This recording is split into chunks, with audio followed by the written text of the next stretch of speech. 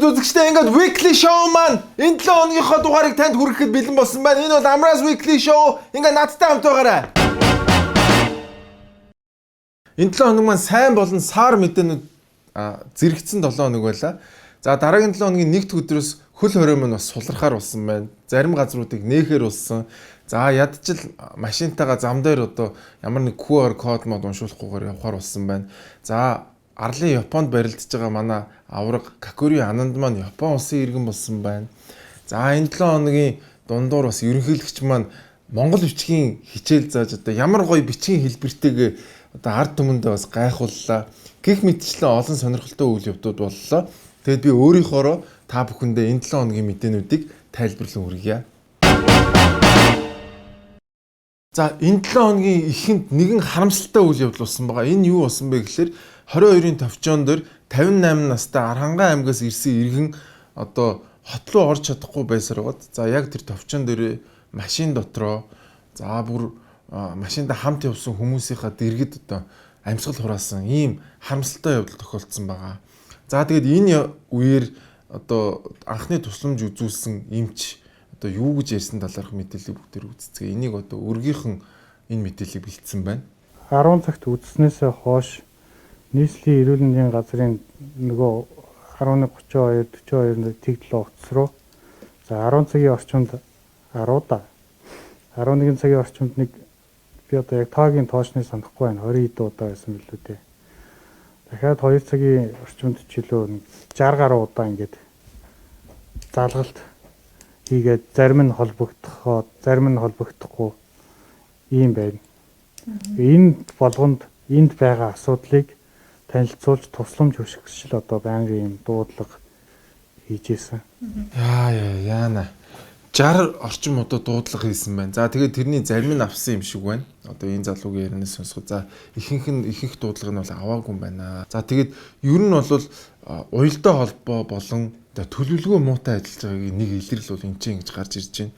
Яасан бэ гэхээр хэрвээ одоо яг хот руу орох яаралтай, шаардлагатай, биеийн муудсан ямар нэг асуудалтай хүмүүс хэрвээ ирүүл яах вэ гэдэг зохицуулт журам байгаагүйгээс болоод энэ хэмж дээд чатны байгууллага руугаа ингээд маш олон удаа 50-60 удаа залгасан байна. Хэрвээ энэ эмчид өөрт нь их мэдлэн байсан бол энэ эмч одоо хэрвээ тухайн хүний амнаас эрсдэлтэй байдалд байна гэж үзсэн бол өөрөө цохоод шууд эмнэлэг рүү явуулдаг ийм их мэдлэн байсан бол энэ хүн бол одоо ингэж олон удаа залгахгүй байсан баха гэж бодож байна. За тэгээ энэ ер нь утас авахгүй байх, за мэдээлэл өгөхгүй гэдэг энэ хариулт бол одоо бүр ингээд сүүлдээ нэлээд ужирсан зүйл болж хувирж байна. За ингээд телевизийн сэтгүүлчд очиод юм асуухлаар хэвлэлийн алтнаас асуудаг. Эсвэл бол өөр хүмүүс рүү шиддэг. Эсвэл бол бүр утсаа авдаггүй. Энэ зүйл бол одоо ужирсан байна. За энээс болоод маш олон хүмүүс эрүүл мэнд, эд хөрөнгө, за бүр зарим нь амь насаар ингээд хохироход хүрсэн байна. За яг энэ утсаа авдаггүйтэй холбоотой бас нэг мэдээллийг лайв телевизээр хийсэн байна. За энийг бүгдээр үздэцгээе. Хинтээ хариуцлага ярих вэ гэдэг талаар тодруулахаар бид холбогдох байгууллагууд руу өдрөөс хойш уцсан боловч харамсалтай нь утсаа авж байгаа хүн байхгүй. За дахиад холбогдоод үзье. Эрүүл мэндийн сайд, нийслэлийн эрүүл мэндийн газрын дарга, за Аранхан аймгийн онцгой комиссийн дарга гэх мэтийн холбогдох хүмүүс рүү ярьж тодруулах авах гэж үзье.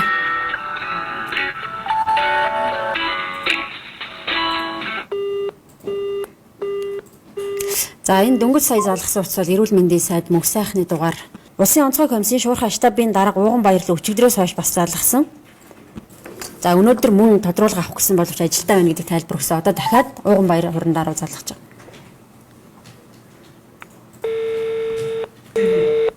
Уучлаарай. Таны залгасан хэрэглэгч хариу өгөхгүй байна. Та дараа дахин залгана уу? За Аранхан аймгийн онцгой комиссийн дарга Зул Жаргал руу залгаж тодруулга авна. Онцгой комисс эрүүл мэндийн яам за тухайн аймгийн онцгой комиссийн холбогдох бүх хүмүүс рүү залгаж үзлээ. Аль нь ч одоо уцаа авахгүй байна. Гэхдээ ганц удаа би залгаагүй гэдгийг онцлсан. За яг л нэг ийм л юм болоод байна. Ерөөсө хинрүүч залгахлаар ерөөсө хинч мэдээлэл өгдөггүй, мэддэг хүн байхгүй, хариулт өгдөг хүн байхгүй. За энэ утас гэдэг чинь ер нь нэг тийм аимшигтай хадны мангаа шиг л зүйл болчих. Одоо ингээд хүмүүсийн утас нь ингээд дуурдаг болтой тий. Динг дөрөрэн ч гэдэг юм уу тий. Ингээд нэг утас дуурангууд ингээд бүгдээрээ ингээд айцсан тий. Наад уцаа битээ орой. Наадгаар Наадах чинь залгах юм бол би ямар нэг хариулт хэлэхээ мэдэхгүй байгаа гэсэн нэг тийм ийм бүгд айцтай, бүгд утсан дуурхал юм бол ингээд бүгдээр нэг ингээд айдаг те. Яана юу болох болоо? Хин залгаж байгаа болоо? Ямар асуулт асуух болоо гэдгээс бүгдээр айж байна. Яагаад айгаад байна аа? Яагаад айгаад байна? Яагаад гэвэл тэнцээ шийдвэр гаргах те энэ тухайн асуудлыг мэдэх ийм хүмүүс нь баг байхгүй байна. Энэ зохион байгуулалт байхгүй байна. Уг нь энийг чи ингээд ямар нэг хүнд хариуцуулаад хүн залгах болгонд нь ингээд асуултанд нь хариулаараа ийм учир шалтгаантай байгаа шүүгээд ингээд хүмүүст тодорхой байх хэрэгтэй байтал бүгдээр ингээд уцснаасаа айгаад ингээд уцлуугаа ингээд бүгдээр хараад те хин нь уцсан авах яах юм мэдгүй ингээд тамаг байхгүй гэж тамаг байхгүй. Яг нэг ийм байдалтай. Уг нь бол энэ чи энэний чин цаана маш том одоо хүмүүсийн аймнаас зохион байгуулалт эд хөрөнгөд маш их юм яригдчихэж байгаа. Гэтэл яг өнөөдрийн байдлаар бол нэг иймэрхүү байдалтай байна. Зохион байгуулалт бол нэг иймэрхүү байдалтай. За тэгээд зохион байгуулалт ийм байдалтайгаас болоод хүмүүсийн аймнаас эрэлтэх ийм хэмжээнд хүрсэн байна. За тэгээд одоо энэний хариуцлагыг хэн хүлээх вэ гэхээр зохион байгуулж байгаа хүмүүс биш. Яг нөгөө нэг ямар ч шийдвэр гаргах их мэдлгүй. За яг нөгөө газар дээр ажиллаж байгаа хүмүүс одоо хамгийн сүүлд энэ зохион байгуулалтгүй байдлын хариуцлагыг хүлээхээр болж байгаа шиг байна. Дарга нар бол бүгдээр би ч мэдэхгүй, та нарын ч буруу, миний ч буруу ш, тэрний ч буруу ш гэдэг ийм зүйлүүдийг хэлж илээ. Тэгэхээр хөөрхийн хамгийн сүүлд энэ зохион байгуулалт муутай байгаа, энэ мэдээлэлгүй байгаа, энэ утсаа авахгүй байгаа энэ зүйлийн одоо хариуцлагыг яг газар дээр ажиллаж байгаа, яг аюултай нүүр тулгарч байгаа энэ хүмүүс хүлээгээд харин жинхэнэ хариуцлага хүлээх ёстой хүмүүс нь хүлээхгүй хоцрох юм шиг байна. За нэг иймэрхүү юм боллоо.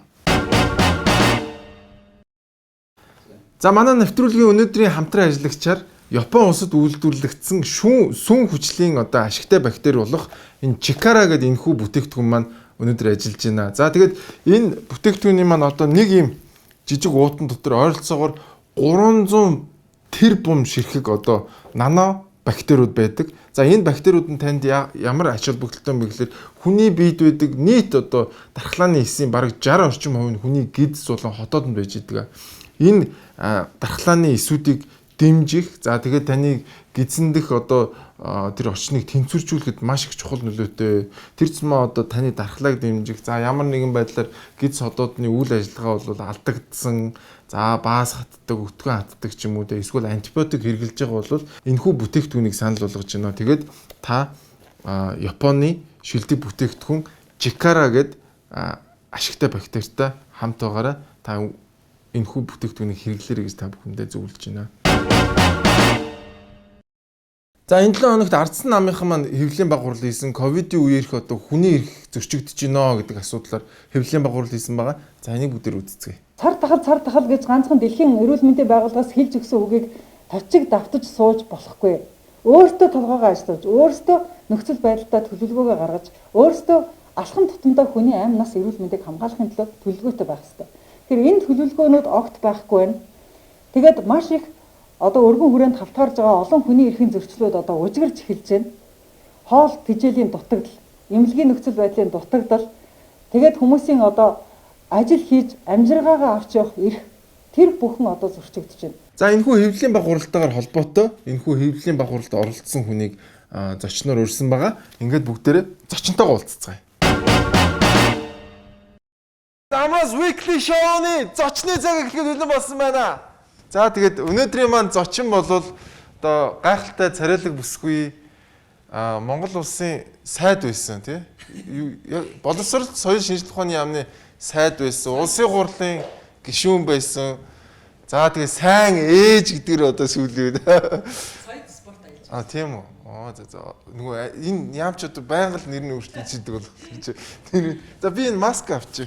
Одоохондоо маск. Хоёлоо угаасаа тэр хараа да. Яг 1.5 м байна. За энэ 7 хоногт ардсан намынхан маань хүний эрх ба ковид гэсэн сэдвээр одоо хэвлэлийн багварал хийлээ. Тэг яагаад энэ хурлыг хийх болов? Яг яаж хүний эрх зөрчигдөд байгаа юм бэ? Тэр талаар. Зөв нь бол олон улсын хүний эрхийн өдөр таарлаа. Тэгээд ер нь бол Монголд ардчлал анх үүсэхдээ анхны згсаал цуглаан хүний эрхийн өдөр хийсэн байдгийг.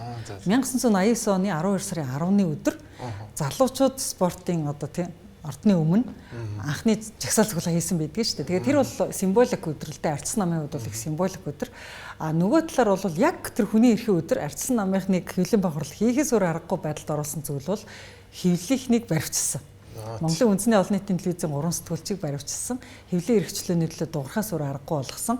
А дээр нь бид нар ерөөсөө ковидын талаар ковидын үеийн хүний эрхийн зөрчлийг бол ер нь удаа дараа яриад байдгүйсэн. Гэхдээ энийг хөвлийн бахарлаар зарлахаас өөр аргагүй байдалд оруулсан зүйлүүд бол хүний амь нас эрсдсэн явдал. Ер нь бол ковидын үеийн хөл хорой бол хүний амь нас эрүүл мэндийг хамгаалахын төлөө хийж байгаа хөл хорой шүү дээ. Тэгсэн мөртлөө яг энэ хөл хоройных нь явцад гүйцэтгэлийн явцад хүний бие мод бол яах юм бэ? Замын уулзвар дээр хүний бие мод бол яах юм? 22-ын тавчаан дээр хүний бие мод бол яах юм гэдэг дээр ямар ч төлөвлөгөөгүй байсан. Тэгээ тэр нь бидрийг аягүй шоконд оруулсан л да. Ер нь бол эцсийн ковидосоо биш, ковидын үеийн арга хэмжээнээсээ олж хүмүүс амь насаа алдаад байгаа нь зохион байгуулалтын алдаа байна. Энийг сөрөг хүчний хувьд хэлэх ёстой гэдгээр гарч ирж хэлж байгаа. Тэгээд нөгөө спиртэнд хорцсон. За гадаад татсан хүмүүсийн талаар бүр яриад чирэггүй онгоцондоо хүртгүүр нас ороод ирсэн тохиолдол гарсан тийм. Тэгэхээр яг нөгөө ковидоор хүн үхээгүй мөртлөө ковидтай холбоотой зохион байгуулалтын алдаанаас болоод маш олон хүмүүс бод. Миний тооцоогоор бол нэг 21 хүн байлээ. Яг ингээд тоосон чи яг 21 хүн байж таарч. Энэ бол гамшиг байхгүй. Тэгээ энэ бол ер нь бол урьдчилан сэргийж болох үз хүмүүсийн эрхийг хангасан байдлаар төлгөө хийж болох үз. Тийм нөхцөл байдалд хүмүүс амь насаа алдаад байгаа нь хамгийн харамсалтай байгаа байхгүй. За яг энэ хүний эрхийн түгээмэл тунхаглалыг баталсан 12 сарын 10-ны өдөр бас улсын хурлын чуулган маань боллоо. За энэ үеэр бас охид эмэгтэйчүүдийн хүч хэрхээлэлтэй, гэр бүлийн хүч хэрхээллийн талаар нэлээд том юм хилцүүлэг болоод одоо яригдлаа. Тэгээд энэ дээр одоо бас манай одоо байгаль орчны сайд маань ер нь одоо цаазаар авах ялыг сэргээмээр байна гэсэн тийм санал гаргасан. Ер нь энэ охид эмэгтэйчүүдийн хүч хэрхээлэл энэ цаазаар авах ял хоёр ер нь ямар хоорондоо холбоотой юм уу, холбоогүй зүйл юм бэ? Хүмүүстээс хэлдэг. Ер нь бол гэр бүлийн хүч хэрхээллийг зогсооё, охид эмэгтэйчүүдийн хүч хэрхээллийг зогсооё гэдэг дээр бол 100% санал нэгтэй. Ер нь бол бүх улс төрчид энэ дээр бол санаа зовж явах хэрэгтэй. А гэхдээ цаазаар явах ялын хувьд бол үнэхээр дэлхийн нийтээрээ шал өөр байр суурьтай болсон шүү дээ. Тэгэхээр дэлхийн нийтээрээ бүр нэгдсэн үндэсний байгууллагаас бид нар ямар түгээмэл тунхаглал гаргасан бэ гэхээр ямар ч гэмт хэргийн сэдэлтэй одоо тийм харгас хэрцгий үйлдэл хийж байгаа хүн цаазаарх ялтай оронд одоо баг хийдэг, цаазаарх ялгүй оронд их хийдэг гэдэг юм ерөөсөө байдгүй байна гэдэг судалгаа гарч ирсэн байхгүй. Тэгэхээр энэ судалгаан дээр үндэслээд хүмүүс юу гэж дүгнсэн бэ гэхээр одоо цаазаарх ялтай оронд шудрах бус шүүхээр хилмигдэх магадлал илүү өндөр байдаг учраас цаазаарх ялыг ерөөсөө дэлхийн нийтээр халчаа гэдэг хөдөлгөөн бий болсон байхгүй. Тэглээгээд яг харгас гэмт хэрэгүүдийг одоо өөгшүүлж байгаа хэрэг огт биш. Харин харгас гэмт хэргийг хийж байгаа хүн 30 жилийнхэн тэр гяндангаа аавна, бүх насаараа хоригдох ялаа аавна, бүх насаараа шийтгүүл нь хатуу шийтгүүл хүлээн. Харин цаазаарх ялыг нэвтрүүллээ гэд гэмт хэрэгт айхтар өөрчлөлт гардаггүй гэсэн юм юу байдаг. Тэгэхээр гэмт хэргийг ерөөсө багасгах цорын ганц арга нь цаазын ял биш харин ухамсарын өөрчлөлт байдаг. Ухамсарын л өөрчлөлт байдаг. Тэгэхээр ухамсарын өөрчлөлтөнд хөрөнгө оруулсан Финланд гэдэг улс байна, Швед гэдэг улс байна. Одоо шорон нь баг хоригдлгүй болцсон.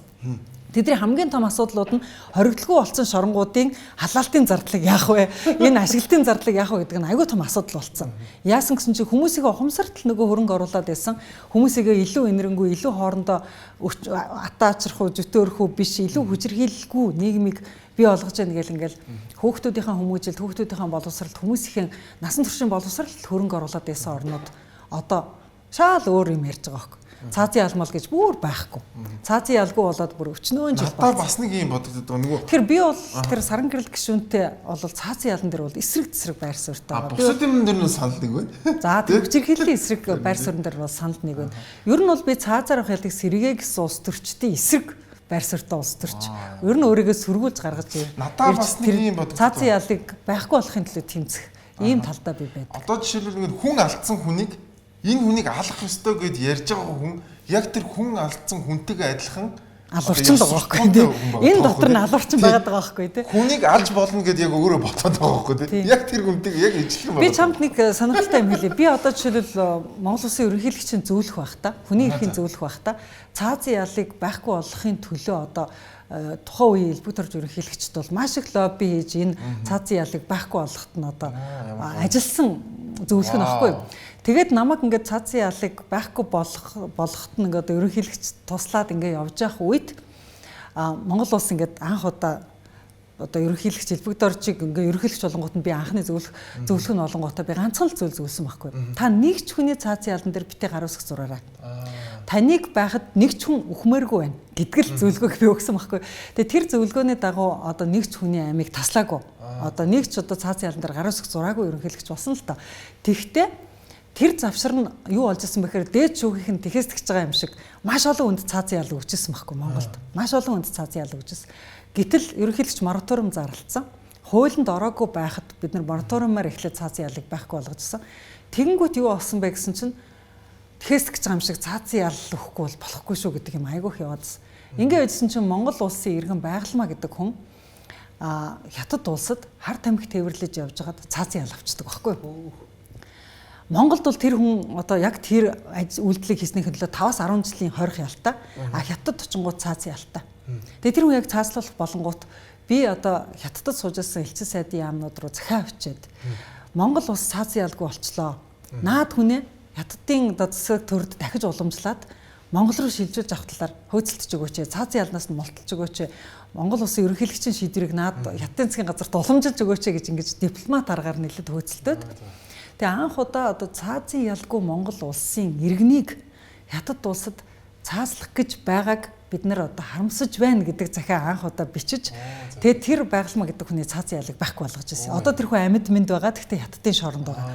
Тэгэхээр зэрэг бид нар юу хэлэх гээд нөхөр Монгол улсад цаазын ял байхгүй болсноор шаал өөр одоо хилмигтлээс хүмүүсийг аврахаас гадна дээр нь цаазын ялтай орноос иргэний аврах бас боломжтой байдаг.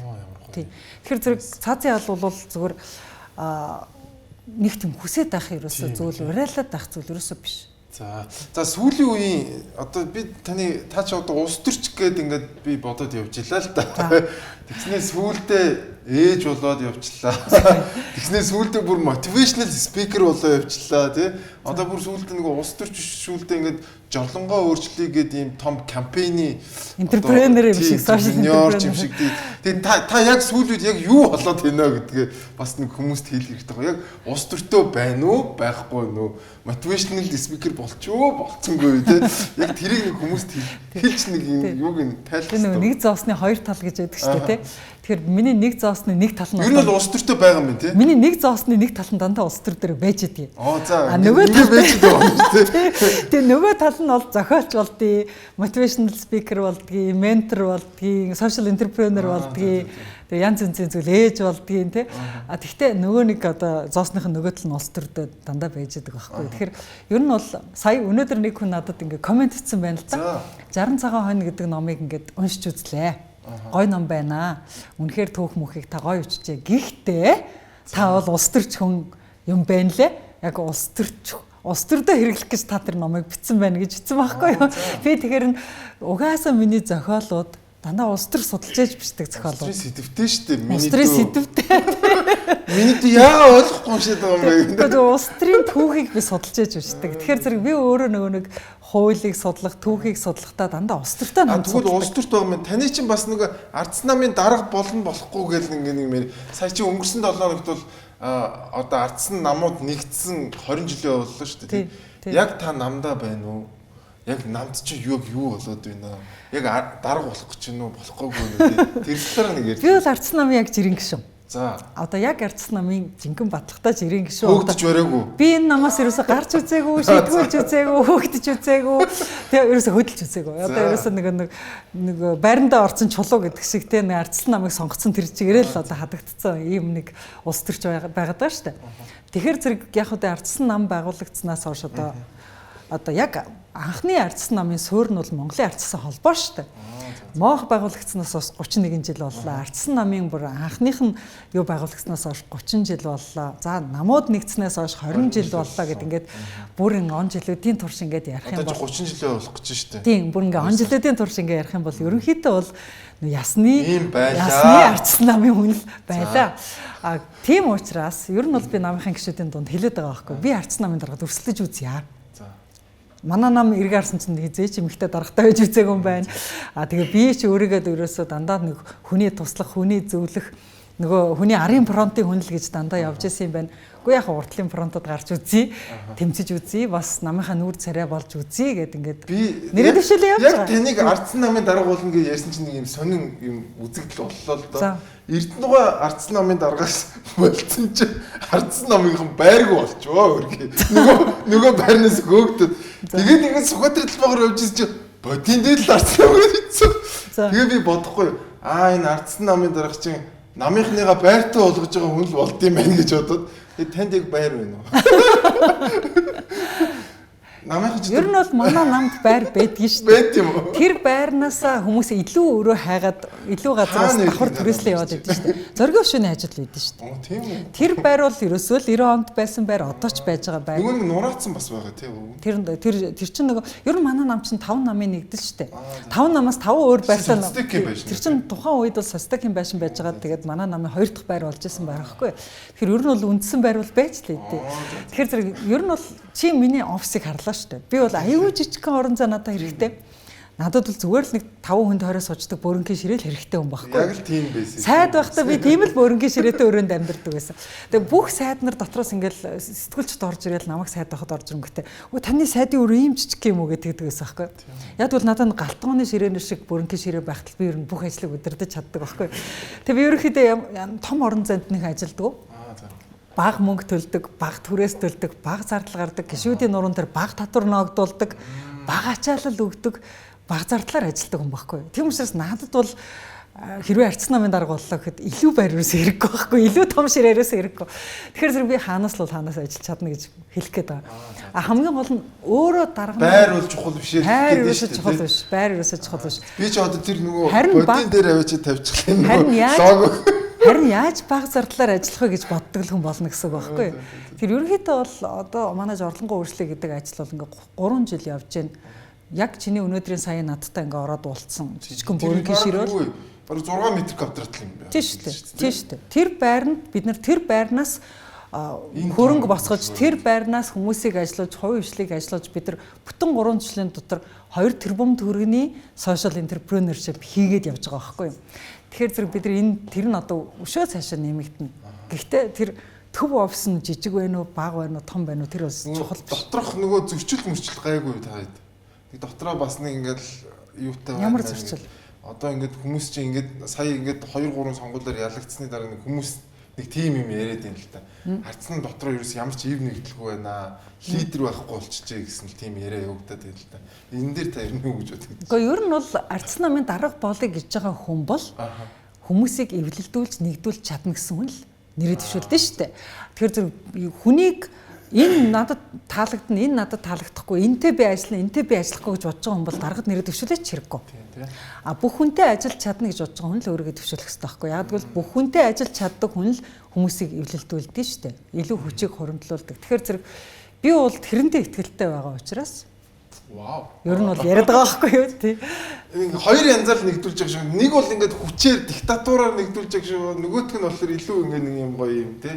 Найрсаг өөр амьсгал. Нээлттэй өөр амьсгал. Та бол нэг тийм найрсаг нээлттэй хүмүүстэй явах тийм өөр амьсгалаар яах юм шиг. За, ерөнхийдөө манай нэвтрүүлгийн цаг ингээд дуусч байна. Уучлаарай нэг удаан ярихгүй нэг 10-аас 15 минут л ярьдیں۔ Тэгээд баярлалаа. За, өрсөнд баярлалаа. Тий, баярлалаа. Тэгээд идрээд минь хүргээрээ. За, баярлалаа. Та хоёр надаас илүү уулздаг байлгүй те. Үгүй битэрсэн нөгөө бас хаш. Ингэж тэгээ комедигийн чинь нийлээд хөөрхөн арга хэмжээ хийгээд байсан шүү дээ тий. За амжилт хүсье. Баярлалаа. За нэг өдрийн мэдээгээр Улаанбаатарт гарсан халдварын тохиолдол бүр 30 гаруй явсан байгаа.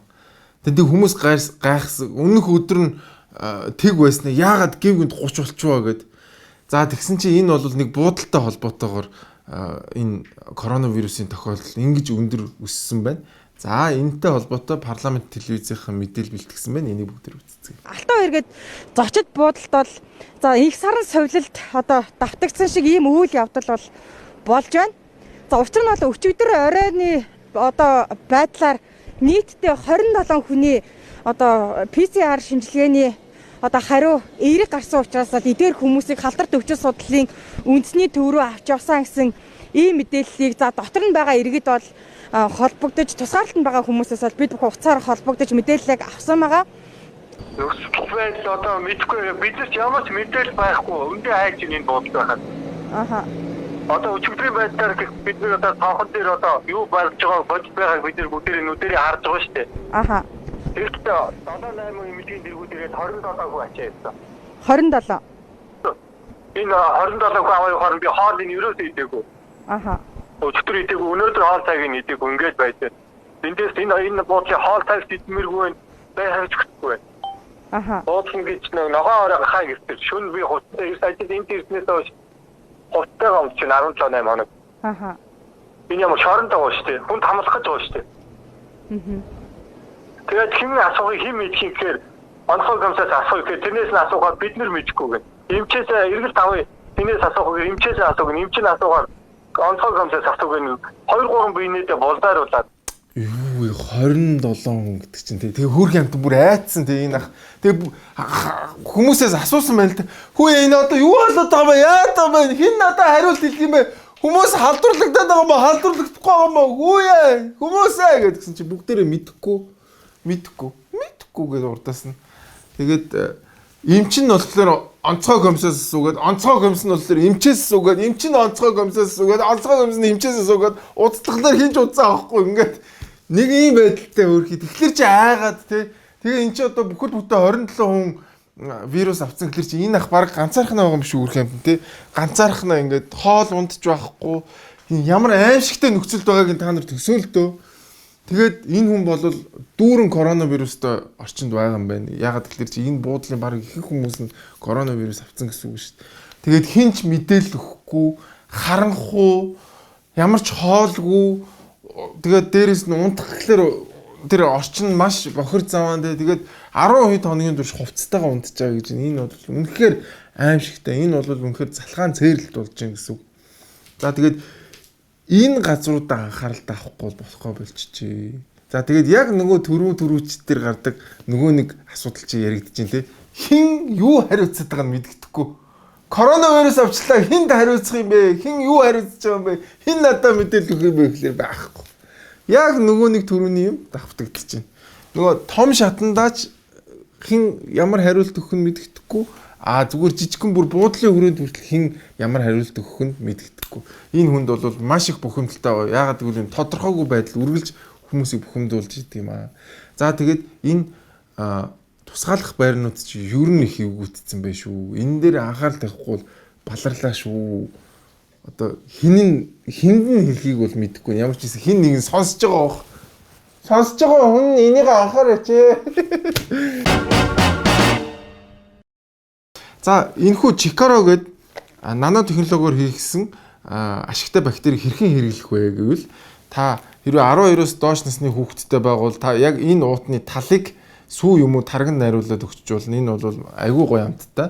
Хүүхдэд бол хүүхэд идэхэд бол маш одоо эвтэйхэн. За мэдээж та хэрвээ насанд хүрсэн бол яг энэ нэг уут нь бол таны нэг өдрийн хэрэглээ байгаа. За хүний биед яагаад ашигтай бактери хэрэгтэй бэ гэхээр хүний биеийн одоо яг энэ гиз ходоодны хэсэгт бол яг дархлааны эсүүдийн 60 орчим хувь байдаг. Тэгэхээр таны дархлааны эсийн ихэнх нь таны гиз ходоодонд байдаг гэсэн.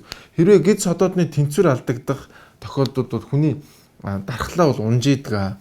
Тэгэхээр та энэ нано бактерийг ууснаар та өөрийнхөө дархлааг дэмжих боломжтой. За хэрвээ та антибиотик ууж байгаа бол бас ингээд хүний гидсний ашигтай бактериуд бол үгүй болж идэг. Тэгэхээр энийг антибиотиктэй хамт хэрэглэж болно. За хэрвээ та турах гэж байгаа бол хоол хүнснийхээ хэрэглээг бас тэнцвэржүүлэх гэж байгаа бол та Чикаро гээд нано технологиор хийсэн энэхүү бүтээгдэхүүнтэй хамт байгаарай. За мөн 12 сарын 31 хүртэл хямдрал зарласан байгаа учраас та Shopee болон Ard Shop гээд вебсайтуудаар онлайнаар захиалаад гэртээ хүргүүлэх боломжтой. Эсвэл бол бүх эмийн сангуудаас бас авах боломжтой юм байна шүү. Ингээд Чикаро хүний биед ашигтай бактеритай хамт байгаарай. Дархлаагаа дэмжээрэй.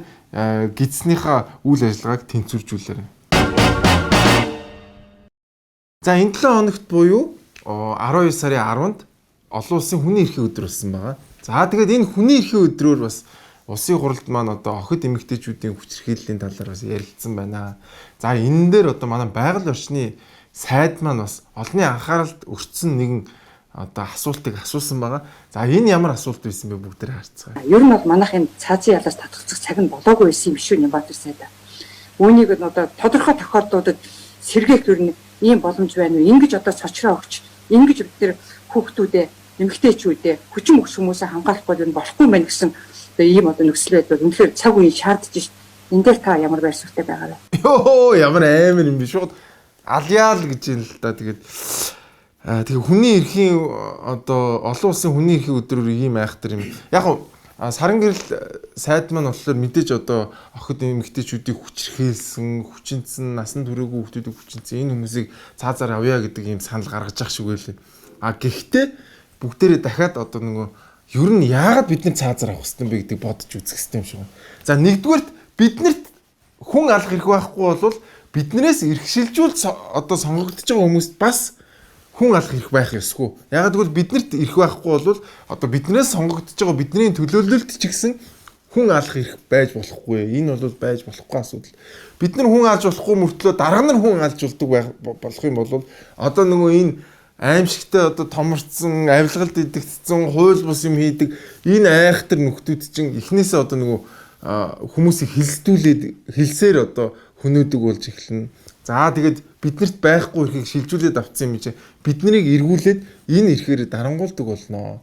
За дээрэс нь хүний эрхийн өдөр одоо ийм ярмааргүй байна. Манайхаа жоохон бас мэдрэмжтэй юмэр байна. Манай Монгол улс ч одоо цаазаар авахлыг халсан гэд маш олон орнуудын дунд одоо маш их сайнаар яригддаг ийм орн байгаа. Монгол улс бол хүмүүнлэг орн юм байна. Монгол улс бол иргэншсэн орн юм байна. Монгол улс гэмт хэрэгтэй маш одоо ухаалаг аргаар тэмцдэг орн юм байна гэдгийг бол олон нийт олон улсад бол бид нар зарласан орн байгаа. Гэтэл одоо сайд нар маань тэр тусмаа эмэгтэй гишүүд маань одоо ийм айхтар харгас бүдүүлэг дундад зууны үеийн энэ шийтгэлийн аргыг дахиад сэргээе. Бид нар одоо энэс холдох цаг нь болоогүй байсан юм аа гэж ярмааргүй байна. За тэгээд манай улсын хурлын гишүүд маань бас энэ хүний эрхийн мэдлэгээ бас дээшлүүлмээр юм шиг санагдлаа. Одоо бүхэл бүтэн эрүүл мэндийн яамны сайд хийжсэн. За ингээд байгаль орчны яамны сайд хийж байгаа хүмүүс маань одоо ийм яриад сууж юмарг байна. За тэгээд ер нь бол Монгол улс цаазын ялгүй улс нь бол хамгийн том одоо хүмүүнлэг за тэгээд хүний эрхийг дээдлсэн ийм алхам байсан шүү. Хүчирхийлэлтэй бид нар хүчирхийлэлээр дэмжихгүй. Бид нар хүн алж байгаа хүнийг энэ хүнийг ал гэд яг тэр хүнтэйгээ адилхан одоо ёс зүйтэй болж энэ зүйлтэй тэмцэхгүй. Харин эсэргээрээ бас яг саран гэрэл сайд яг түрүүн яг энэ ярьцлага энэ асуултынхаа өмнө дурдчихсэн шиг хүмүүсийг гэгэрүүлэх замаар, хүмүүсийг соёлжуулах замаар, хүмүүсийг ойлгуулж ухааруулах замаар энэ хүчирхийлэлтэй, энэ аллахтай, энэ гэмт хэрэгүүдтэй тэмцдэг юм шүү гэдэг л хэлмээрээ. Тэгээд ямар ч байсан Монгол улс бол цаазаар авах ялгүй ороо. Энэ бол үнэхээр гайхалтай одоо зүйл юм шүү гэдгийг одоо бүх хүмүүст дахин хандж хэлмээр байна. Баярлалаа. 25 дугаар телевизийнхэн маань өөрийгөө мөрдөж мөшгөх, тагнаж чагнах гэдэг чинь өөрөө гэмт хэрэг муу юм уу биш юм уу гэдэг талаар мэдээлэл бэлдсэн байна. Энийг бүгдээр үзцгээе. Ерөнхий сайд хөрсөхийн зөвлөхийн өрөөнд чагнах төхөөрөмж байрлуулсан нь илэрсэн гэх мэдээлэлд үндэслэн ерөнхий сайдын ажлын албаны 10 орчим өрөөнд шалгалт хийж эхэлсэн. Гэхдээ зөвлөхийг нь тагнасан гэх мэдээлэл 2 жилийн өмнөх өөрийгөө тагнаж чагнасан үйлдэлээс хэр ялгаатай вэ гэдгийг сонирхол татаж байна. Тухайлбал одоогийн засгийн газрын тэргүүн маань шадарсаад байхдаа өөрийг нь тагнаж чагнасан гэх шуугаан дэгдээсэн ч хуулийн байгууллага түүнийг өөрийгөө тагнаж чагнасан байна гэдэг дүгнэлт гаргаснаар хэсэгтээ амнаа байвсан билээ. Гэвч нүрээ улалзуулан байж дэврэгсэн тагнаж чагнах ажиллагаа нь үр дүнд харин хүрч засгийн газраа орхисруулж ерөнхий сайд болсныг олон нийт мартаагүй. Сонирхолтой нь өөрийгөө тагнаж чагнасан гэх үйлдэл нь гэмт хэрэгт тооцогддгүй учраас хин дуртай намайг тагнаж мөрдөж мөшлөө гэх шоу үзүүлбэр үзүүлж болдго юм байна. Өөрийгөө тагнах чагнах гэдэг нь ерөөсөө дэлхийн аль улс оронд гэмт хэрэг биш. Тэгэхээр өөрийгөө тагнасан гэмт хэрэг гэж ярьж байгаа нь өөрөө утгагүй байна. Хөрсөхийн үзүүлбэр засгийн газрын хэрэглэх газрын дарга оюун эрдэнээр үргэлжилсэн. Өөрөөр хэлбэл өөрийгөө тагнаж чагнах нь ямар нэгэн гэмт хэрэг тооцогдохгүй учраас ийм үзүүлбэрийг яаж зохион байгуулж болдог байна. За манайхад ч одоо бүр өөрийгөө тагнаж чагнадаг болсон байна. Тэр цэсмаа бүр өндөр дээд албан тушаалтай дарга нар маань ёстой сонин мэдээ байна. Тэг өөрийгөө тагнаж чагнах чинь гэмт хэрэг шигж штеп.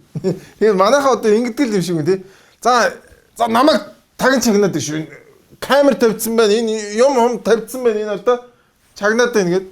Тэгээ яасан гэсэн чинь тэгээ хин чагнаад байгаа юм. Би л өөрийгөө чагнаад байна гэдэг. Яг өөрийгөө тагнах чагнах бас сонирн байдаг бох тэ. Яг өдөржингөө яг өөрийгөө нууц камераар авч явжсэн оройн тэг ингээд өөр хөөх. Би ч өнөөдөр нэлээд олон кофе ууцсан байна.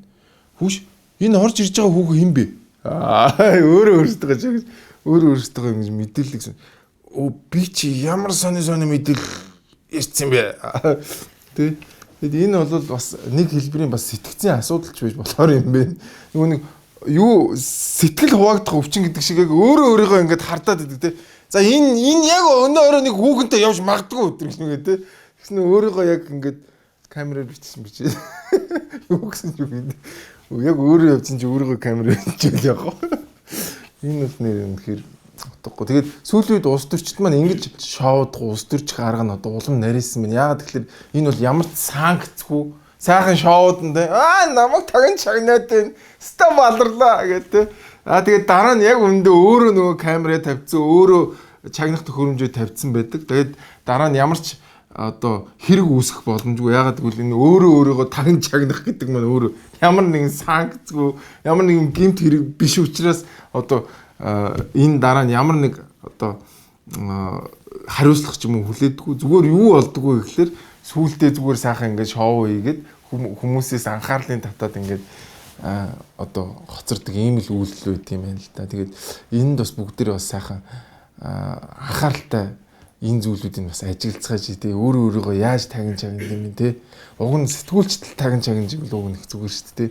Гэтэл яг өөртөө ингээд тагин чагнаад яваад идэг нэг юм балай. Тэгээд тэрц маа нэг юм одоо нэг attention whore гэдэг нэг зүйл үүдэж тийм бусдын анхаарлыг авч ижил те. Манай энэ оюун эрдэнэ шиг те. Иймэрхүү хүмүүс хамгийн хийдэг юм шиг байна шүү. Тэгээд энэ өөрийгөө тагин чагнаад байгаа хүмүүс одоо болцоогоо чи та нар. За ингээд энэ 7 хоногийн маань мэдээ өндөрлөлөө. За тэгээд өнөөдрийн мэдээнүүдээс нэг зүйлийг ойлгож авч байна. Энэ юу вэ гэхээр үнэхээр манай төр засгийн тэргүүнүүд маань маш зохион байгуулалтгүй ажиллаж байна. Маш оройтож төлөвлөгөө хийж байна. За тэр эрдэмтдийн баг маг нь бүр 11 сарын 20 доор байгуулагдсан байна. Уг нь эн чинь бүр аль дээр байгуулагдсан байх ёстой зүйлстэй. За тэгээд ямар ч төлөвлөгөөгүй ажиллаж байна. Хоорондоо ямар ч уялдаа холбоо байхгүй байна. Төлөвлөгөөгүй учраас одоо ингээд Улаанбаатар руу орох гэж байгаа өвчтөн хүмүүс яах их хэсэг нь ойлгомжгүй тодорхойгүй байна. За ер нь бол манай энэ удирдах байгаа хүмүүс маань ихэнх нь бол яг энэ төлөвлөгөө гаргаж исэн, менеж хийж исэн туршлагатай хүмүүс бас их ховор байдаг юм байна. Та бүхэн бүгдийг ингээ бодоод үзээрэй хин байна. Ямар албан тушаал эрхэлж байгаад өнөөдрийн энэ одоо удирдах албан тушаал дээр очисныг бүгдээрээ бас бодоод үзээрэй. За тэгээ бид нар үнэхээр яг одоо яг амьдрал дээр яг асуудал тулгархлаар үнэхээр энэ хүмүүс маань чадвартай хүмүүс байж үү, үнэхээр биднийг удирдаад явчих чадвартай хүмүүс байж үгүй юу гэдгийг яг энэ коронавирус үеэр одоо ёстой нөгөө нэг одоо шалгагдана гэдэг шиг те одоо яг шалгагдчихээн. Тэгээд бид нар бол бэлтгэлгүй байлаа, төлөвлөгөөгүй байлаа. Ер нь бол ямар ч уялдаа холбоогүй байлаа гэдгийг энэ 7 хоногийн маш олон үйл явдлуудаас харсан баха гэж бодож байна. За тэгэхээр бидний сонгосон хүмүүс. За тэгээд та бүхэн дараачихаа сонголтыг яг энэ хүнд хэцүү үе тохиолдоход менеж хийх чадвартай, мэдлэгтэй, боловсролтой тийм хүмүүсийг сонгоорой гэж та бүхнээсээ хичээнгүйл хүсэж байна. Ингээд энэ 7 хоногийн мэдээ үгээр өндөрлж байна. Тэгээд дараагийн 7 хоногоос хөл хорой маань бас зөөлрөх болно. Тэгээд бид нар бол энэ өвчнийг даваад гарна. Тэгээд сайн цаг ирнэ гэж би итгэж байна. Ингээд баярлалаа. Энэ бол weekly show байлаа. Дараагийн 7 хоногт уулзцгаая. Хөтлөгч Амраа байлаа. Баярлалаа та бүхэндээ. Weekly show!